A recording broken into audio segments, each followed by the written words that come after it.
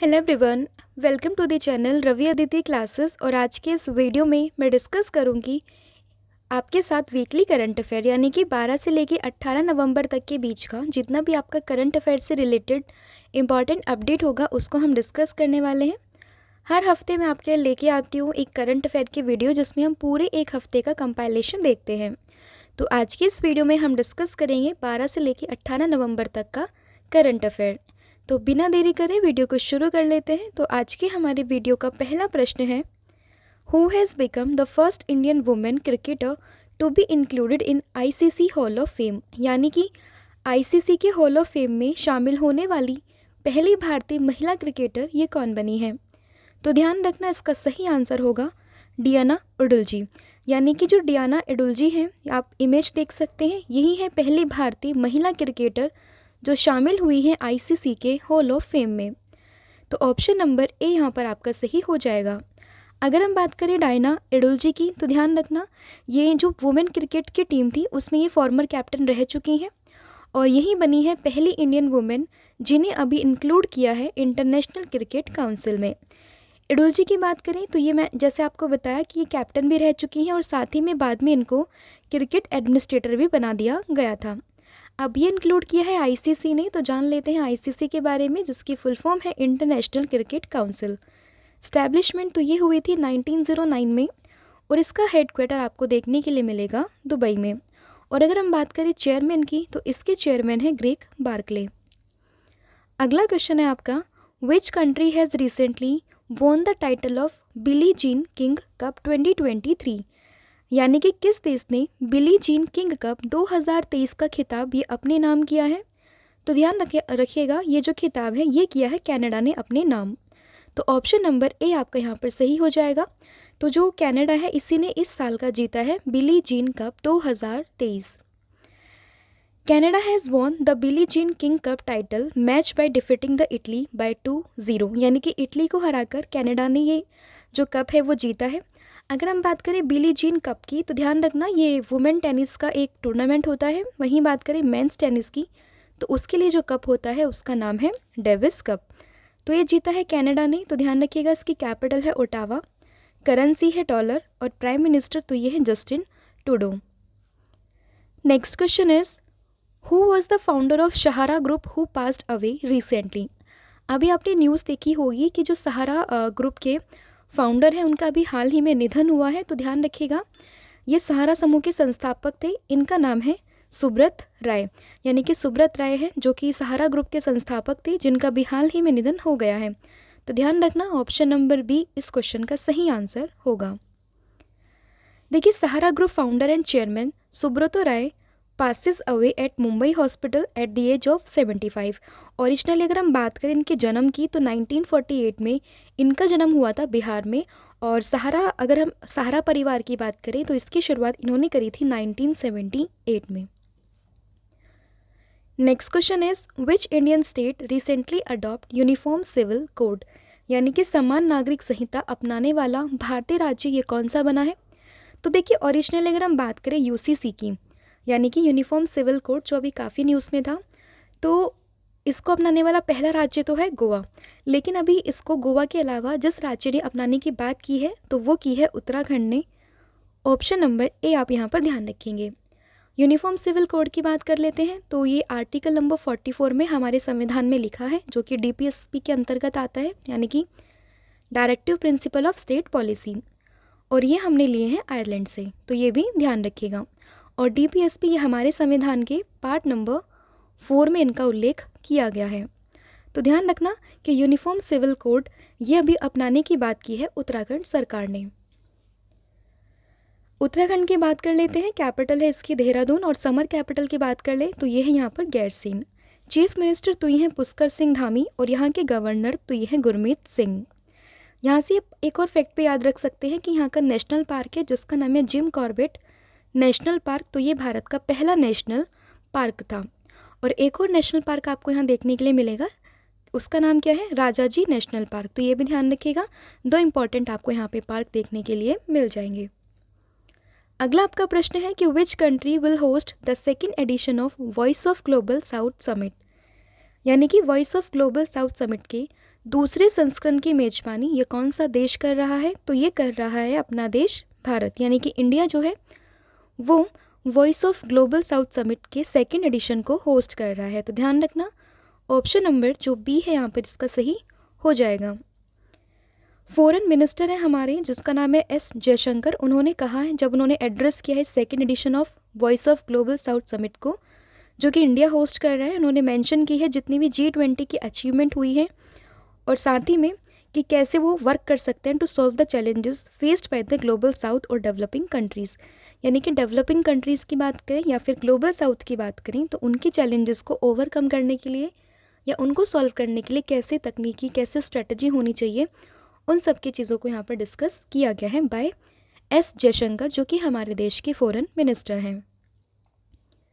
फिर आपका क्वेश्चन है recently global tuberculosis report 2023 was released by which organisation. यानी कि हाल ही में जो ग्लोबल ट्यूबरक्लोसिस रिपोर्ट है उसको किस संस्था ने जारी किया है? तो इसको अभी जारी किया है वर्ल्ड हेल्थ ऑर्गेनाइजेशन ने। तो ऑप्शन नंबर बी आप यहाँ पर याद रखेंगे कि जो WHO है इसने अभी हाल ही में ग्लोबल ट्यूबरक्लोसिस रिपोर्ट 2023 को रिलीज़ किया है।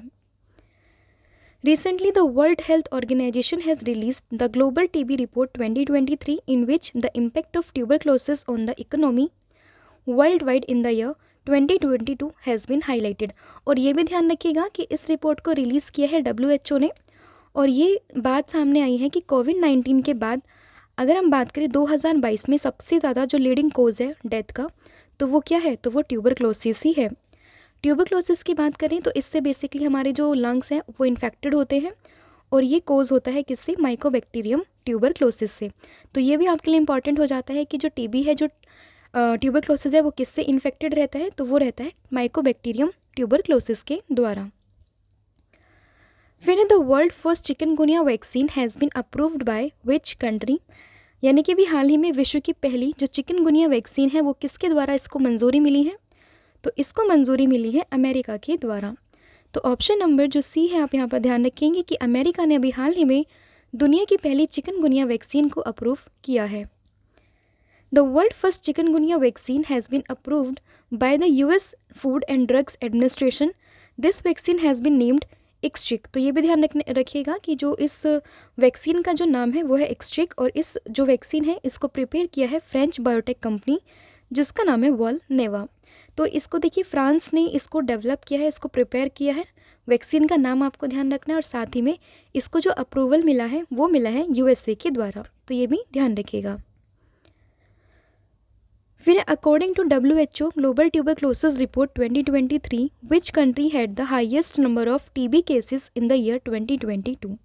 2022 की अगर हम बात करें तो TB के केस सबसे ज़्यादा किस कंट्री में देखने के लिए मिले हैं? तो अभी मैंने डिस्कस किया है कि जो ये रिपोर्ट थी ग्लोबल ट्यूबरक्लोसिस रिपोर्ट 2023 ये WHO के द्वारा रिलीज़ की गई है और इसके द्वारा अगर हम बात करें 2022 में सबसे ज़्यादा जो TB के केसेस देखने के लिए मिले हैं वो मिले हैं इंडिया में यानी कि भारत में। तो ऑप्शन नंबर ए आपका यहाँ पर सही हो जाएगा। और it mainly affect the lungs but can affect other part of the body as well. देखिए अभी मैंने डिस्कस किया था कि अगर TB किसी व्यक्ति को हो जाती है तो बेसिकली जो उसके लंग्स हैं वो ज़्यादा इफेक्टेड रहते हैं, लेकिन ज़रूरी नहीं है कि सिर्फ लंग्स ही इफेक्टेड रहे, लंग्स के अलावा भी बॉडी का कोई और हिस्सा जो है वो भी इफेक्ट हो सकता है। वर्ल्ड TB डे की अगर हम बात करें तो ये मनाया है 24 मार्च को और आपको थीम ध्यान रखनी है 2023 की, ये है yes we can and TB। तो किसी भी डे की जो थीम है वो आपके एग्ज़ाम के पॉइंट ऑफ व्यू से इंपॉर्टेंट हो जाती है, तो थीम को हमेशा आप ध्यान रखेंगे। WHO की बात कर लेते हैं। इस्टेब्लिशमेंट हुई थी 1948 में, हेडक्वार्टर है इसका जेनेवा स्विट्ज़रलैंड में और इसके चेयरमैन इनका नाम है Tedros Adhanom. Next question is recently ICC suspended the cricket board of which country. यानी कि ICC ने अभी हाल ही में किस देश के जो क्रिकेट बोर्ड है उसको सस्पेंड कर दिया है। तो देखिए काफ़ी न्यूज़ में था ये टॉपिक भी कि अभी हाल ही में श्रीलंका ने अपने क्रिकेट बोर्ड को जो है वो पूरी तरह से सस्पेंड कर दिया है। तो ध्यान रखना ICC के द्वारा सस्पेंड कर दिया गया है। ऑप्शन नंबर जो बी है आप यहाँ पर ध्यान रखेंगे। अब श्रीलंका की बात आई है, यहाँ से आप एक और करंट का फैक्ट याद रख सकते हैं कि इसने अभी भारत समेत 7 देशों के साथ जो है फ्री वीज़ा की बात की है कि आप वहाँ पर आइए बिना किसी वीज़ा के और बेसिकली इनका जो पर्पस था वो इनकी इकोनॉमिक को वापस से रिगेन करने के लिए था, क्योंकि बैक टू बैक काफ़ी क्राइसिस हमें श्रीलंका के अंदर देखने के लिए मिले थे। तो इसीलिए इन्होंने ये इनिशिएटिव शुरू किया था ताकि जो वहाँ पे टूरिज़्म सेक्टर है उसको बढ़ावा मिल सके। इसके अलावा श्रीलंका से आप ये भी याद रख सकते हैं कि एंजेलो मैथ्यूज़ करके एक प्लेयर हैं, ठीक है, तो उनको अभी हाल ही में टाइम आउट होने वाले, ये पहले खिलाड़ी थे, तो ये भी ध्यान रखिएगा, एंजेलो मैथ्यूज़। तो ये 2 फैक्ट आप याद रखेंगे श्रीलंका से। और स्टैटिक की अगर हम बात करें तो देखिए, अगर ये इंडिया का मैप है तो यहाँ पे आपको श्रीलंका देखने के लिए मिलेगा। बीच में जो यहाँ पर पार्ट आता है श्रीलंका के बीच में जो स्ट्रेट है, इसका नाम आता है आपका पाक स्ट्रेट। तो ये भी ध्यान रखिएगा, आपके एग्ज़ाम के पॉइंट ऑफ व्यू से काफ़ी इंपॉर्टेंट हो जाता है। तो इतनी इन्फॉर्मेशन आपको इस क्वेश्चन से पता होनी चाहिए। फिर where is the world tourism market organize, कि अभी हाल ही में जो वर्ल्ड टूरिज़्म मार्केट थी वो कहाँ पर ऑर्गेनाइज्ड हुई है, तो ये हुई है लंदन में। ऑप्शन नंबर बी आप यहाँ पर याद रखेंगे। देखिए, the world tourism market was held in London in November 2023 and the union ministry of tourism participated in this event on the behalf of India. यानी कि इंडिया के बिहाफ में जो पार्टिसिपेट किया है वो किया है यूनियन मिनिस्ट्री ऑफ टूरिज़्म ने। इनक्रेडिबल इंडिया पेविलियन जो है, इसकी शुरुआत की गई है लंदन में और इसकी थीम रखी है visit India year 2023। Next question is who has recently been selected as the ICC player of the month for October 2023, यानी कि अक्टूबर 2023 के लिए ICC player of the month ये किसे चुना है, तो ये चुने गए हैं रचिन रविंद्र और साथ ही में हेले मैथ्यूज़। ये बिलोंग करती है वेस्ट इंडीज़ से और ये बिलोंग करते हैं न्यूजीलैंड से। तो देखिए, मेल कैटेगरी में ये मिला है रचिन रविंद्र को और फीमेल कैटेगरी में तो ये मिला है हेले मैथ्यूज़ को। तो ऑप्शन नंबर जो डी है आपका यहाँ पर सही होगा, यानी कि बोथ ए एंड बी इस क्वेश्चन का सही आंसर होगा। तो देखिए, रिसेंटली रचिन रविंद्र जो कि बिलोंग करते हैं न्यूजीलैंड से, हेले मैथ्यूज़ जो कि बिलोंग करते हैं वेस्ट इंडीज़ से, इन दोनों को सेलेक्ट किया है as ICC player of the month for October 2023। ICC की बात कर लेते हैं। फुल फॉर्म होती है इंटरनेशनल क्रिकेट काउंसिल, जिसकी स्थापना हुई थी 1909 में। हेडक्वार्टर ये देखने के लिए मिलेगा दुबई यूएई में और चेयरमैन तो ये हैं Greg Barclay. Next question is in which state did the botanical survey of India discovered a new species of epiphytic plant जिसका नाम है लिसियोनोटस। कि अभी हाल ही में जो बोटेनिकल सर्वे ऑफ इंडिया है इसने किस राज्य में एपीफाइटिक पौधे की नई प्रजाति जिसका नाम है लिसियोनोटस इसकी खोज की है, तो सही आंसर है अरुणाचल प्रदेश की। अरुणाचल प्रदेश में अभी हाल ही में एक नई प्रजाति की खोज हुई है, जो प्रजाति किसकी है, एक एपीफाइटिक प्लांट की है। और आपको प्लांट का नाम भी याद रखना है क्योंकि एग्जाम में आपको सिर्फ इस टर्म को देके पूछ सकते हैं कि ये किससे संबंधित है। लास्ट में मैंने आपको डिस्कस किया था लास्ट क्लास में एक मशरूम के बारे में, जो वो भी आपको पता होनी चाहिए, जो पश्चिमी घाट पे देखने के लिए मिली थी, यानी कि वेस्टर्न घाट पे, तो उसका नाम साथ ही में ये एपीफाइटिक प्लांट, इन दोनों का ही नाम आपको याद रखना है। याद बेसिकली आपको एक आइडिया होना चाहिए कि उसमें ये किस चीज़ की प्रजाति थी, तो ध्यान रखना ये एक प्रजाति थी एपीफाइटिक प्लांट की। Scientist of botanical survey of India have discovered a new species of epiphytic plant जिसका नाम है Lysionotus namchoomii and it has been named as Lysionotus and this species has been discovered in Pakke Kessang district of Arunachal Pradesh. ये discovered की है BSI ने, यानी कि botanical survey of India ने, जिसकी स्टैब्लिशमेंट ईयर है 13 फरवरी 1990 और इसका जो हेडक्वार्टर है वो आपको देखने के लिए मिलेगा वेस्ट बंगाल की कैपिटल कोलकाता में। Next question is where has silent conservation from margin to the center tribal art exhibition been organized recently, यानी कि silent conservation from margin to the center tribal art, इस एग्जीबिशन का आयोजन अभी हाल ही में ये कहाँ किया गया है, तो सही आंसर है इसका दिल्ली। ऑप्शन नंबर बी आपका यहाँ पर सही हो जाएगा। तो देखिए, the tribal art exhibition silent conservation from margin to the center was organized in New Delhi in November 2023 and the exhibition was jointly organized by the National Tiger Conservation Authority and Sankla Foundation। तो ये भी ध्यान रखिएगा। और इस exhibition का inauguration ये किया है हमारे देश के प्रेसिडेंट जिनका नाम है Droupadi Murmu. Next question is India's largest cold oil production facility was recently used in which state, यानी कि हाल ही में भारत की सबसे बड़ी शीत तेल उत्पादन सेवा ये किस राज्य में उपयोग की गई है, तो सही आंसर है Gujarat. Option number A. India's largest cold oil production plant ये स्टैब्लिश होगा गुजरात में and this plant will be established by Bharat Botanics. Next question is which country has officially come out of the treaty of European armed force, यानी कि कौन सा देश अभी आधिकारिक तौर पर यूरोपीय सशस्त्र सेनाओं की संधि से ये बाहर आया है? तो सही आंसर है रशिया, ऑप्शन नंबर डी। देखिए कन्वेंशन है conventional armed forces in Europe यानी कि CFE।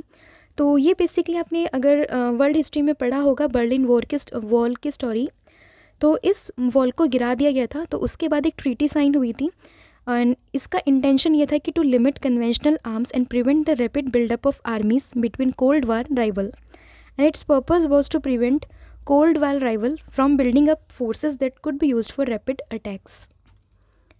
Next question is which ministry has approved the comprehensive digital advertising policy 2023, यानी कि किस मंत्रालय ने व्यापक डिजिटल विज्ञापन नीति 2023 को स्वीकृति दी है? तो सही आंसर है ministry of information and broadcasting, option number A. Recently hot balloon project has been started by home, यानी कि किस राज्य के द्वारा अभी हाल ही में हॉट बैलून प्रोजेक्ट इसकी शुरुआत हुई है? तो इसकी शुरुआत हुई है हरियाणा सरकार के द्वारा, ऑप्शन नंबर बी। और इसका जो इनॉग्रेशन है वो किया है यहाँ के चीफ मिनिस्टर ने। और ये भी ध्यान रखिएगा, और बेसिकली पर्यटन को बढ़ावा देने के लिए, यानी कि जो टूरिज़्म सेक्टर है उसको बढ़ावा देने के लिए, बूस्टअप करने के लिए इसकी शुरुआत की गई है। तो ध्यान रखना Haryana government has launched hot balloon project in November and this the objective of this project is to promote tourism. Haryana की बात करें तो कैपिटल है चंडीगढ़, चीफ मिनिस्टर तो ये मनोहर लाल खट्टर और गवर्नर तो ये है Bhandaru Dattatreya. Next question is which country has recently discovered white hydrogen, यानी कि वाइट हाइड्रोजन की डिस्कवरी अभी हाल ही में किस देश ने की है? तो इसकी डिस्कवरी ये की है फ्रांस ने, ऑप्शन नंबर बी आप यहाँ पर ध्यान रखेंगे। हाइड्रोजन की बात करें तो देखिए पीरियोडिक टेबल अगर आपने पढ़ा होगा, स्कूल में पढ़ते हैं हम 9th 10th में, तो पीरियोडिक टेबल का पहला जो एलिमेंट होता है वो हाइड्रोजन ही होता है, जिसका एटॉमिक नंबर ये होता है 1। और बेसिकली इसके 3 आइसोटॉप होते हैं जिसमें हम इंक्लूड करते हैं प्रोटियम को, ड्यूटेरियम को और ट्राइटियम को, तो ये भी ध्यान रखिएगा। वाइट हाइड्रोजन बेसिकली कुछ नहीं होता, एक टाइप ऑफ हाइड्रोजन ही होता है, नेचुरली हमें देखने के लिए मिलता है। ऑल्दो जो वाइट हाइड्रोजन है ये साइंटिस्ट ने डिस्कवर्ड किया है तो वो इसको नई डिस्कवरी मानते हैं। फ्रांस में डिस्कवर्ड हुआ है जिसकी कैपिटल है पेरिस और करेंसी यहाँ पर जो यूज़ होती है वो है euro. Next question is recently which countries female cricketer जिनका नाम है Meg Lanning has announced her retirement from international cricket, यानी कि किस देश की महिला क्रिकेटर जिनका नाम है मैग लेनिंग, इन्होंने अंतर्राष्ट्रीय क्रिकेट से संन्यास लेने की घोषणा की है? तो ये बिलोंग करती हैं ऑस्ट्रेलिया से, ऑप्शन नंबर ए आप यहाँ पर याद रखेंगे। Recently the issue of loss and damage fund was discuss from which of the following it is related. तो आपको ध्यान रखने की अभी हाल ही में ये चर्चे में था लॉस एंड डैमेज फंड, तो इसका संबंध ये किससे है? तो इसका संबंध है बेसिकली क्लाइमेट चेंज से, ऑप्शन नंबर सी आप यहाँ पर याद रखेंगे। देखिए आज के टाइम में जो क्लाइमेट चेंज का टॉपिक है ये बहुत बड़ा मुद्दा बन चुका है आज के टाइम पे, क्योंकि क्लाइमेट चेंज से ओवरऑल हमारा जो इम्पैक्ट है इन्वायरमेंट पे वो काफ़ी ज़्यादा देखने के लिए मिल रहा है। तो टाइम टू टाइम काफ़ी जो पार्टी है मतलब पार्टीज़ होती है अलग अलग कंट्रीज़ के बीच में, और बेसिकली जो कन्वेंशंस बैठती हैं वो क्लाइमेट चेंज के बारे में बहुत ज़्यादा डिस्कस कर रही हैं। तो उसी टॉपिक पर अभी हाल ही में एक फ़ंड को डिस्कस न्यूज़ में आया था ये, जिसका नाम है लॉस एंड डैमेज फंड, तो ये भी ध्यान रखिएगा। The purpose of this fund is to identify and compensate for the damage that is caused to communities, countries and ecosystem due to the impact of climate change. Next question is, लेकिन उससे पहले हम discuss कर लेते हैं हमारी 2 PDF के बारे में। एक है आपकी पॉलिटी की PDF एंड एक है आपका जनवरी से लेकर जुलाई तक के बीच का पूरा PDF आपको देखने के लिए मिलेगा, जिसको हमने पूरा इंग्लिश मीडियम में रखा है आप सभी के लिए। आप इसको परचेज़ कर सकते हैं, लिंक आपको डिस्क्रिप्शन में मिलेगा, यहाँ पे आप जाकर इनको चेक कर सकते हैं। फिर Ranjana Desai committee in Uttarakhand is related to which subject. देखिए उत्तराखंड में मैंने आपको भी डिस्कस किया था कि यूनिफॉर्म सिविल कोड को गोवा के बाद अपनाने वाला ये राज्य बना है पहला, तो यूनिफॉर्म सिविल कोड, तो उसी में एक कमेटी का फॉर्मेशन हुआ था जिसका नाम है रंजना देसाई कमेटी, जो कि बनी है उत्तराखंड में। तो ध्यान रखना ऑप्शन नंबर जो बी है आपका यहाँ पर सही होगा कि यूनिफॉर्म सिटीजनशिप कोड, इसको बेसिकली सिविल कोड करिएगा यूनिफॉर्म सिविल कोड जो यूसीसी है उसी के लिए रंजना देसाई कमेटी ये फॉर्म हुई है उत्तराखंड में। Ranjana Desai committee is related to uniform civil code in Uttarakhand and ये रिटायर्ड जज रह चुकी हैं। Ranjana Desai has prepared a draft of uniform civil code for Uttarakhand. Next question is where has the 33rd conference of the world in organization for animal health regional commission for Asia and the Pacific held. ध्यान रखना कि Asia और प्रशांत के लिए जो world organization for animal health इसका जो 33वां सम्मेलन है इसका आयोजन ये हुआ है न्यू दिल्ली में। ऑप्शन नंबर जो ए है आप यहाँ पर ध्यान रखेंगे।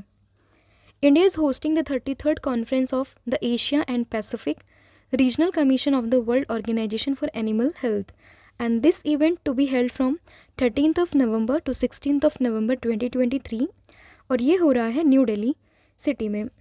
अब इसमें बात आई है world organization for animal health की, तो जान लेते हैं इसका हेडक्वार्टर जो कि है पेरिस में।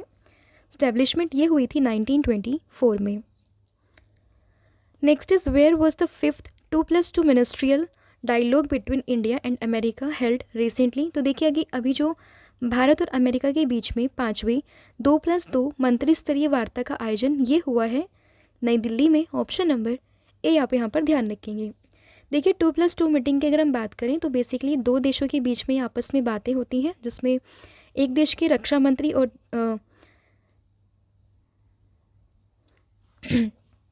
विदेश मंत्री दूसरे देश के रक्षा मंत्री विदेश मंत्री के साथ मिलकर बैठक करते हैं।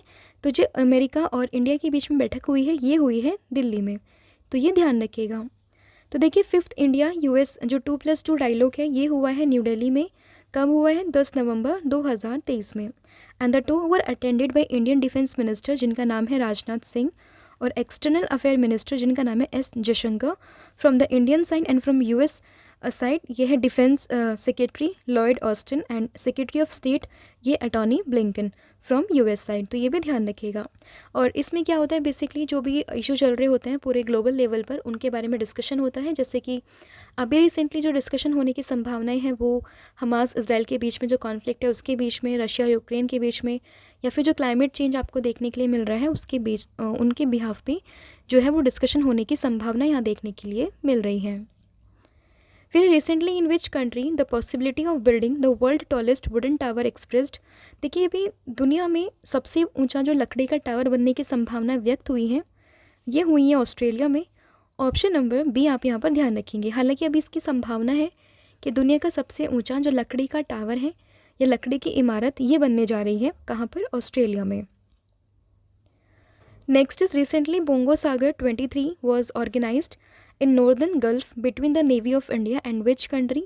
तो ध्यान रखना भी हाल ही में भारत और बांग्लादेश की नौसेना के बीच में उत्तरी की खाड़ी में बोंगो सागर 23 का आयोजन किया गया है। तो ऑप्शन नंबर ए आप यहाँ पर ध्यान रखेंगे। देखिए इंडियन नेवी की बात करें और बांग्लादेश नेवी की बात करें तो दोनों ही ने ही मिलकर बोंगो सागर 23 में पार्टिसिपेट किया है। कब से कब ये हुआ है? तो 7 से लेकर 9 नवंबर के बीच में हुआ है नॉर्थ बे ऑफ बंगाल में और इसका जो ये वर्जन था ये था 4th। फिर which Indian innovation was recently given the earth shot award 2023, यानी कि किस भारतीय नवाचार को अर्थ शॉट पुरस्कार 2023 ये दिया गया है? तो ये दिया गया है एस फॉरेस्ट टेक्नोलॉजीज़ को। ऑप्शन नंबर बी आप यहाँ पर ध्यान रखेंगे। इस साल बेसिकली 5 कंपनीज जो है उनको इस अवार्ड के लिए चुना गया है और उसमें एक भारतीय कंपनी है जिसका नाम है एस फॉरेस्ट टेक्नोलॉजी। तो ध्यान रखना 5 winner were given earth shot award for the year of 2023 and it house S forest technologies की बात करें तो एक इंडियन सोलर पावर टेक्नोलॉजी है और एक और कंपनी है बुमित्रा जो कि इंडियन ओरिजिन की है बट मतलब इंडियन अमेरिकन आप कह सकते हो। और जितने भी 5 विनर्स हैं उनके नाम ये यहाँ पर लिखे हुए हैं, आप इनको भी देख सकते हैं। याद करने की इनको ज़रूरत नहीं है, बस आप इंडियन कंपनी का नाम याद रखेंगे एस फॉरेस्ट टेक्नोलॉजीज़। फिर recently in which city has the Guinness world record been created by lighting 22 lakh lamp, यानी कि किस शहर में 22 लाख दिए जलाकर गिनीज वर्ल्ड रिकॉर्ड ये बना है? तो ये बना है उत्तर प्रदेश की अयोध्या में जिसे हम कहते हैं राम की नगरी। तो वहीं पर हाल ही में अभी दीपावली के अवसर पर गिनीज वर्ल्ड ऑफ रिकॉर्ड बना है जिसमें 22 लाख जो दिए हैं उन्हें जलाया गया है। तो देखिए, Ayodhya created a new Guinness world record by lighting 22 lakhs lamp and the Uttar Pradesh government created a new world record by lightning more than 22 lakh lamps in Ayodhya. Deepotsav जो है इसकी शुरुआत हुई थी 2017 से। 2017 के बाद में हर साल दीपावली के अवसर पर जो है वो लाखों दिए जलाए जाते हैं। और ये भी एक्सपेक्टेड है कि राम टेम्पल का जो शेड्यूल किया है इनाग्रेशन डेट, ये है 22 जनवरी 2024। Who was appointed as the new foreign secretary in UK cabinet reshuffling. तो देखिए, अभी हाल ही में जो यूके के प्राइम मिनिस्टर है ऋषि सुनक, तो उन्होंने अपनी कैबिनेट में काफ़ी फेरबदल किए हैं और उसी के बाद में वहाँ के नए विदेश सचिव यानी कि जो नए फॉरेन सेक्रेटरी हैं ये चुने गए हैं, जिनका नाम है डेविड कैमरून। तो ऑप्शन नंबर ए आप यहाँ पर ध्यान रखेंगे कि ये हैं डेविड कैमरून जो चुने गए हैं यूके में नए फॉरेन सेक्रेटरी। आप ध्यान रखेंगे कि जो ये डेविड कैमरन है, ये पहले ही जो है वो फॉर्मर प्राइम मिनिस्टर रह चुके हैं और इन्हें अब जो पदभार मिला है वो मिला है नए फॉरेन सेक्रेटरी का।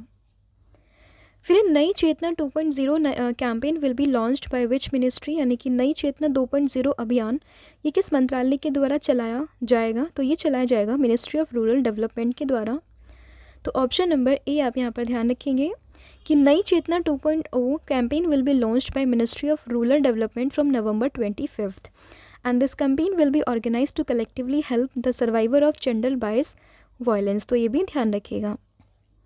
Next is who has become the first women to skydive from 21,500 feet near Mount Everest, यानी कि माउंट एवरेस्ट जो कि दुनिया की सबसे ऊंची चोटी है उसके पास से 21,500 फीट की स्काई डाइव करने वाली पहली महिला ये कौन बनी है। तो इनका नाम है शीतल महाजन। तो ऑप्शन नंबर बी आप यहाँ पर ध्यान रखेंगे कि शीतल महाजन ये पहली महिला है जिन्होंने माउंट एवरेस्ट के पास से लगभग 21,500 फीट से स्काई डाइव की है।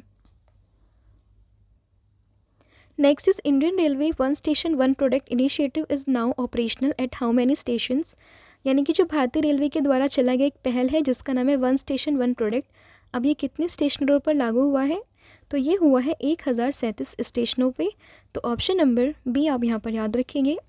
Indian railway one station one product initiative is now operational at 1037 station across the country and this initiative is specifically designed to sell indigenous product to the local people and this scheme has been designed by the national institute of design Ahmedabad. इसका pilot project जो था वो scheme already launch हुई थी 25 मार्च 2022 को।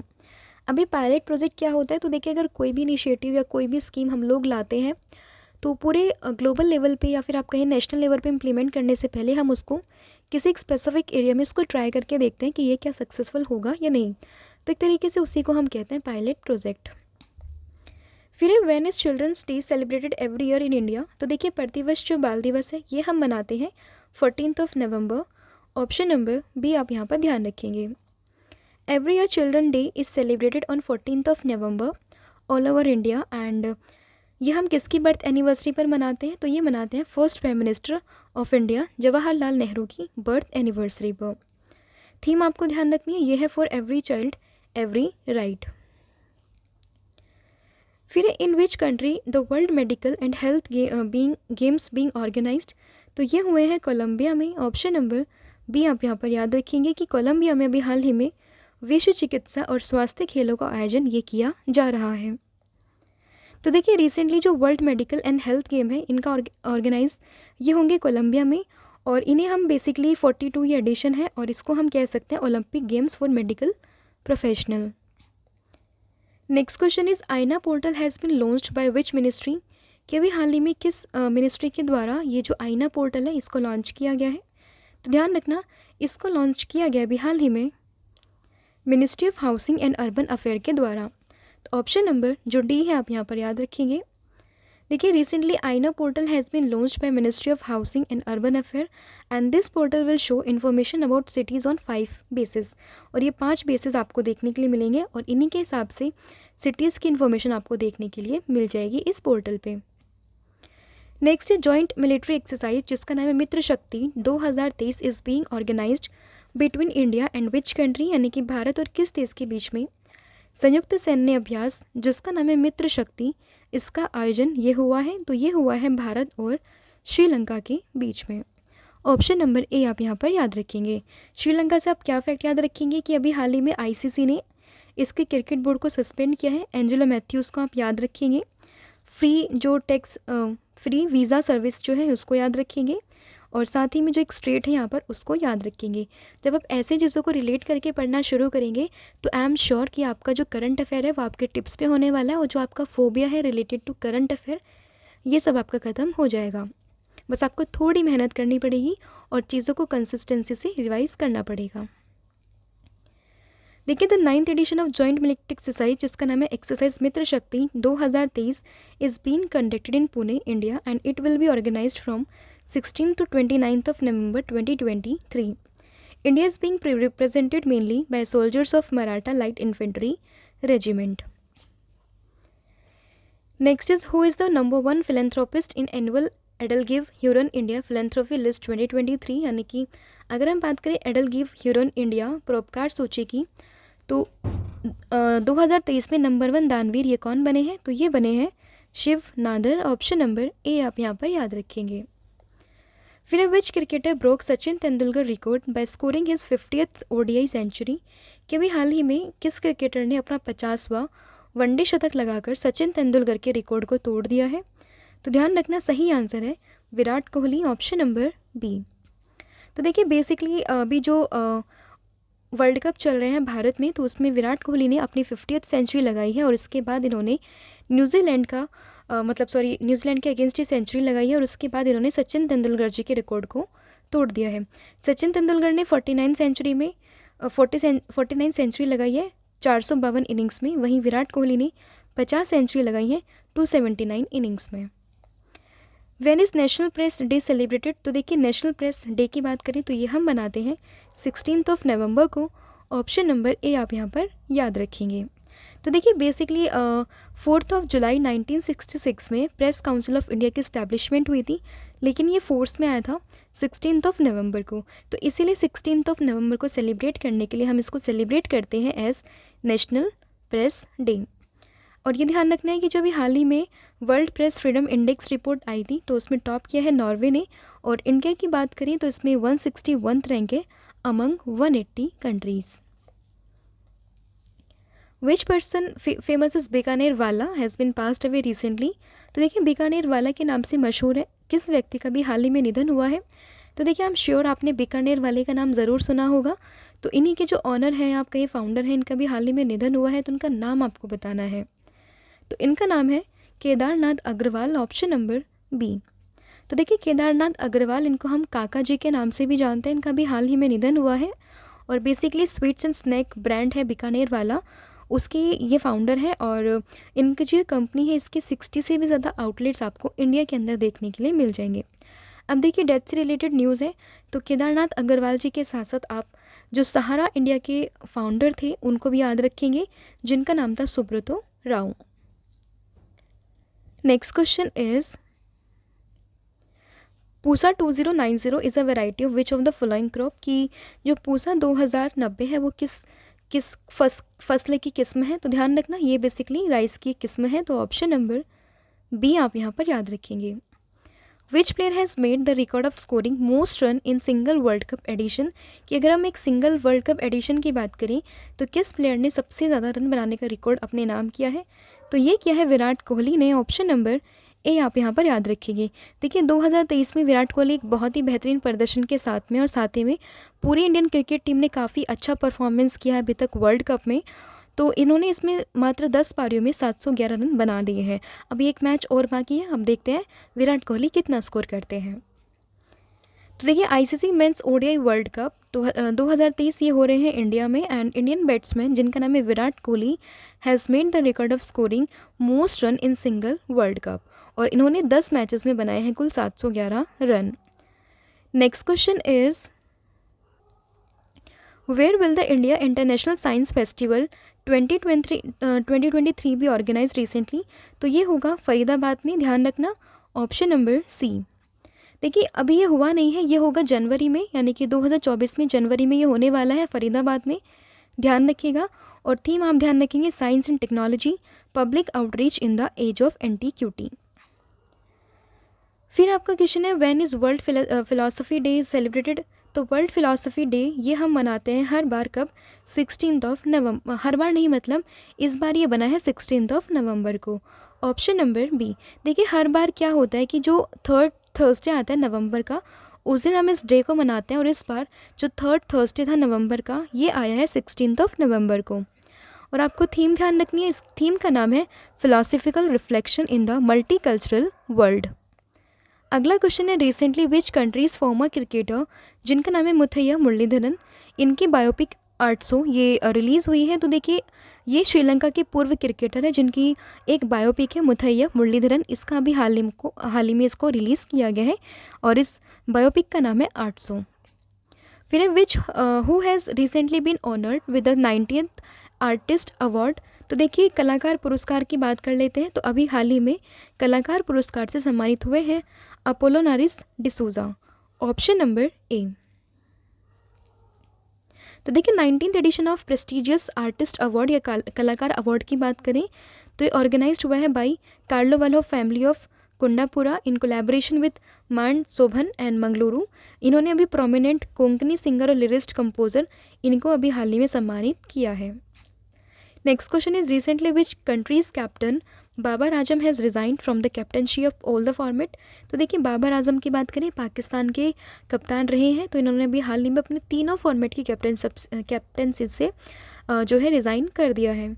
Option number B आप यहाँ पर याद रखेंगे। फिर है विच सेक्टर इज शक्ति पॉलिसी रिलेटेड टू। तो देखिए जो शक्ति पॉलिसी है या शक्ति नीति, ये संबंधित है मिनिस्ट्री ऑफ कॉल से। Option number B. शक्ति योजना aims to ensure availability of coal to all thermal power plant in India and transparent and objective manner. मतलब in transparent and objective manner coal ministry amended Shakti policy to expand coal linkage and promote market transparency. Next which country has recently launch the world fastest internet. तो ये launch किया है China ने, और इसकी जो speed बताई जा रही है वो बताई जा रही है 1.2 टेराबाइट पर सेकेंड। चाइना की बात कर लेते हैं, कैपिटल है बीजिंग, करेंसी है रेनबिनबी, प्रेसिडेंट तो है Xi Jinping. Next is Indian origin home minister was dismissed by the prime minister of United Kingdom. इनका नाम आपको बताना है, तो इनका नाम है Suella Braverman. Option number B आप यहाँ पर याद रखेंगे। देखिए फॉर्मर मिनिस्टर है हमारी फॉरेन मिनिस्टर जेम्स कैरलवरी, जो कि यूके में है फॉरेन मिनिस्टर, मतलब थी। तो इन्होंने अभी हाल ही में जो फॉरेन मिनिस्टर भी हाल ही में बनी है जेम्स क्लेवरले, इन्होंने अभी किसको रिप्लेस किया है, स्वेला ब्रेवरमैन को। क्योंकि जो ये स्वेला थी, इन्होंने काफ़ी कंट्रोवर्शियल अभी आर्ग्यूमेंट दिया है related to the Rishi Sunak, तो इसलिए इन्हें बेसिकली जो है इनके पद से हटा दिया गया है, और इनकी जगह जो फॉरेन मिनिस्टर बने हैं वो बने हैं जेम्स क्लेवरले। ठीक है, ये ध्यान रखना। फिर in which state the home ministry declared Meitei extremist organization as illegal organization. तो ये बेसिकली मणिपुर का बात है। तो ऑप्शन नंबर सी आप यहाँ पर ध्यान रखेंगे कि मैती चरमपंथी संगठनों को अभी गैर कानूनी संगठन ये घोषित कर दिया गया है।